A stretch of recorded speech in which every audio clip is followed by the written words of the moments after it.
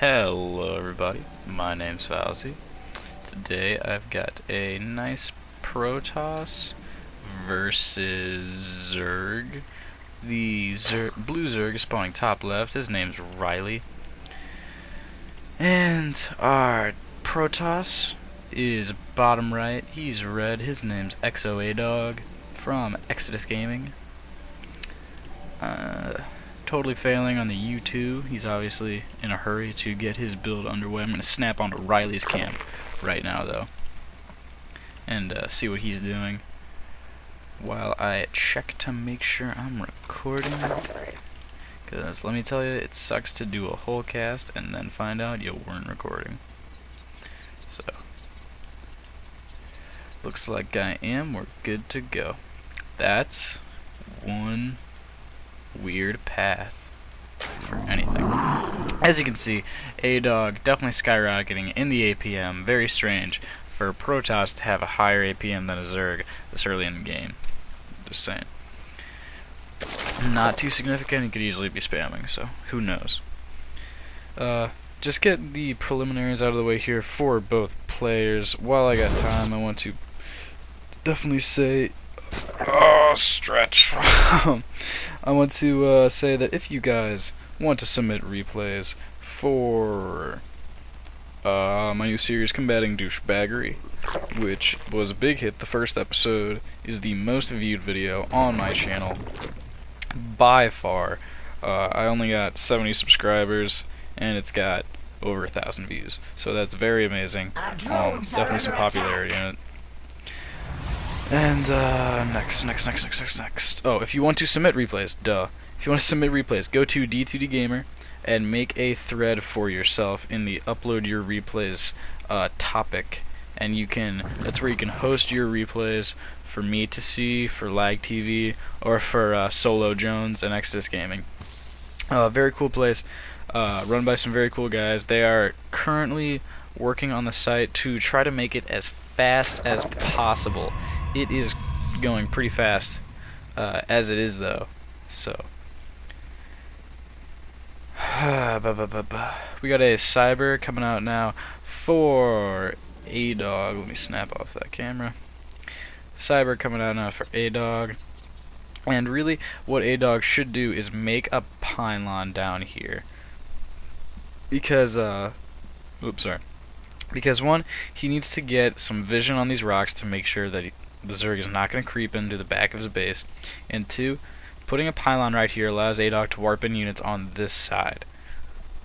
So he can still have a protected back here, but sneak some units around the side.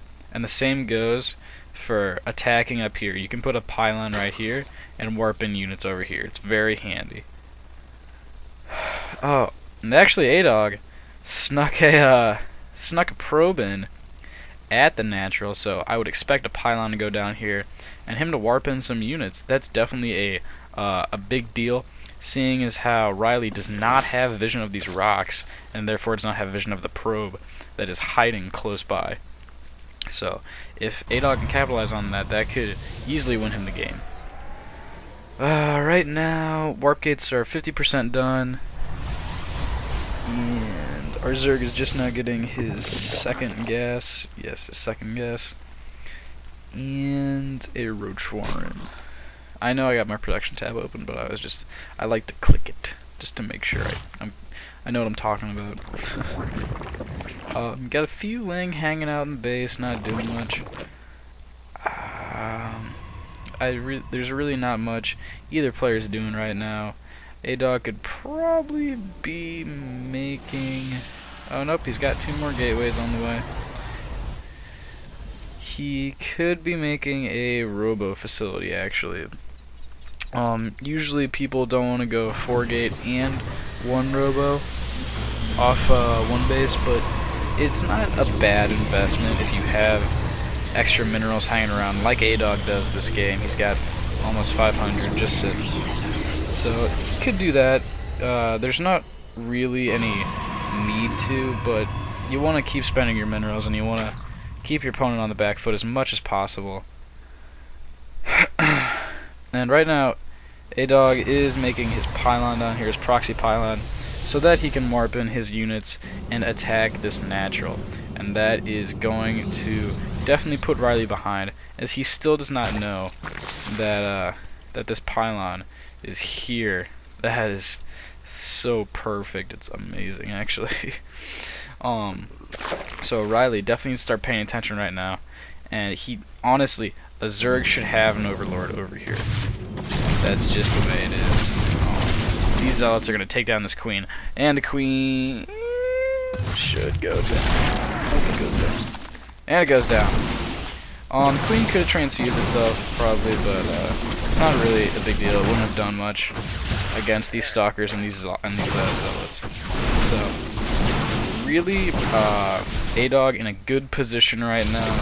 It all came down to just getting vision of these rocks, and lots of people will totally disregard the rocks and shove them off and say, "Oh, it's not a big deal.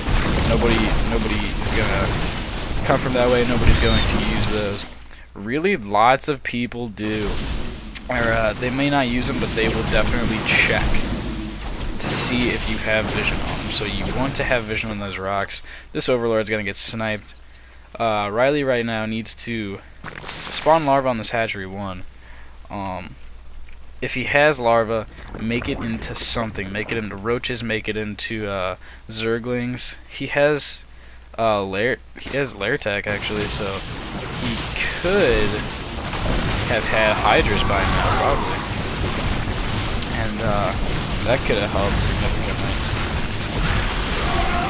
That's just because Hydras are relatively strong against these Stalkers. I don't think it's going to matter. I cannot see Riley coming back from this. He is now supply blocked from these Stalkers sniping all these Overlords out right here. So they cannot make any more units until more units die. Or until he makes more Overlords. I don't think it's going to happen. GG from Riley. That was a quick game. Definitely a good performance by eXoAdawg. Thank you, eXoAdawg, for sending in the replay. And if you guys want to get casted, send me interesting replays. If you played a game against an asshole lately, I don't want to sound like a dick, but if you played a game against like an asshole or a douchebag lately, and he was smack talking me in the chat or something, send me that game. I want to see you beat that guy, because I need replays from my new series. I currently have none for the new series. I have plenty of regular ones, but I need some for the new series. So definitely go submit those on d2dgamer.com.